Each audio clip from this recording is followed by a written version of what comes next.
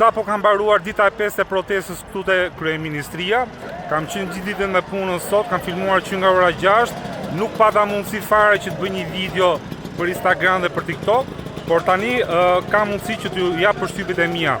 Gjëja që më bëri më shumë përshtypje ishte kur filloi protesta, ishte se shesi Skënderbej ishte mbushur tumullas me njerëz.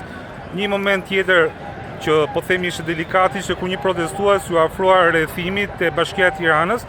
Normalisht aty po bëhet një aktivitet me gjithë, po themi, projektuesit e kullave që kanë ardhur në Tiranë dhe që do bëhen për zhvillimin e Tiranës. Një gjë që të bën shumë përshtypje është fantazia shumë e bukur që kanë njerëzit që shkruajnë në pankartat. Dua t'ju tregoj disa që më bën më shumë përshtypje.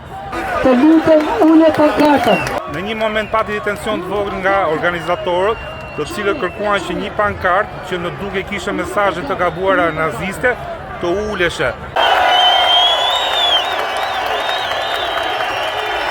Një moment që më bëri shumë përshtypje ishte momenti kur valvitet një flamur që duket një kaft me ngjyra dhe me kapele.